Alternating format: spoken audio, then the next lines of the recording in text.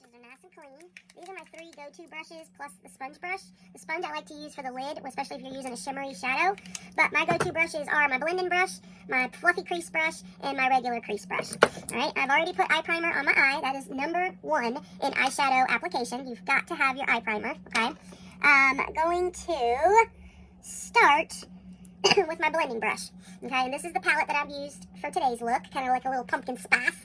Alright, so I'm using this first shade as my transition color. So this is the color I take above my crease, but below the brow. And this is kind of the color, kind of like a base color, or the color that I blend into. But I don't want to take it all the way to my brow because I want to leave room to highlight up there. Okay, so I just kind of take it in that outer V and up above my crease. Okay, but not all the way to the brow. So this is kind of my idea of a pumpkin spice latte, because honestly I'm not a fan of pumpkin spice. I know a lot of people are, but I'm just not. Never really have been. But I like this palette just because it matches my shirt today too. Alright, so then I'm taking this color here, and I'm going to take this one more so into the crease. See how I did it on this side? So then I'm going to go in that outer V again and literally right into the crease. And this is what I like about these brushes. It's good to have good tools because then you can blend and everything you need to do in one easy step, so you're not spending all day trying to get your eyeshadow right, okay? First of all, you have to have a blending brush. If you wear eyeshadow, get yourself a blending brush. It's like a magic eraser. Like, it can make anything look good as long as you blend. Blending is key, okay? So let me kind of clean this brush a little bit. Take that blending brush, and I'm just kind of blending just so that there's no harsh lines, nothing too crazy. I use that same color that I used in the crease below my eye, and I go about to my pupil. Alright, and I just kind of give a little bit of color under there as well. Then I'm going to take my sponge brush, and I'm going to use this color here, which is Visionary. I'm going to use this one on the lid. So it's a shimmer, and I want to kind of pack it on. Alright, the other color that I just used was also a shimmer, but I used it in a different way. So I did not pack it on, I just kind of brushed it on. But for the lid, I definitely want to pack on that color, that shimmer, because I don't want it to go all over my face, okay? So I just pack a little bit of that Visionary kind of right on the lid. I'd say about 3/4 of the way. Then I take my blending brush again, and I kind of mixed these two, to be honest, a little bit, and just kind of blend so that it's nothing harsh. Everything just kind of flows.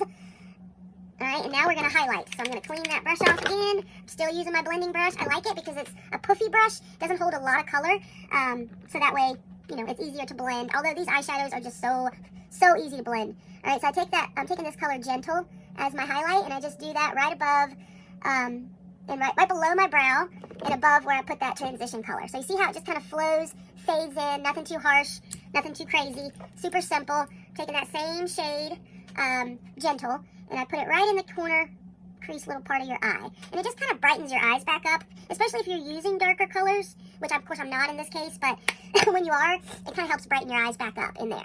See how it just kind of flows in and then it goes up to the highlight. Alright, and then I'm just going to take my pencil liner, add a little bit of liner under here.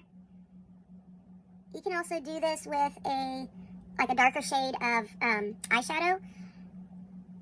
Alright, and I'm just kind of creating a little bit of liner. And then I used a liquid liner to do this wing. So we're going to do that super quick, and then we're done. And then I got to move on to some lashes. So if you missed my lash video, let me know, and I'll get you hooked up. But I'm getting ready to go live and show the lash primer and mascara. Because our kudos for this month, I'm trying to get my wing to match. But the kudos, my special kudos, for November, includes a quad palette with 4 colors of your choice and a mascara, okay? So I created that tip of the wing, kind of like not super straight, but that's all right because I can clean it up. And then I hold back the wrinkles. I go from the tip of that wing over to my lid, if I can get that tip. There we go. Close your eye and just bring it over, and then you can kind of fill that in. Let's see. Straightened up a little bit. I'm gonna have to mess with that a little bit to get it to be nice and pointy.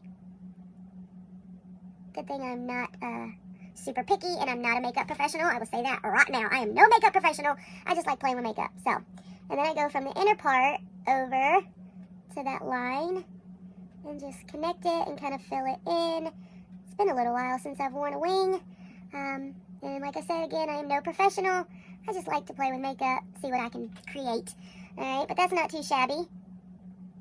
And I'm just trying to kind of make sure it matches up as far as the thickness on both sides. Looks like we're pretty stinking good to go. Alright, so on to some lashes. But that's a simple, quick pumpkin spice latte look.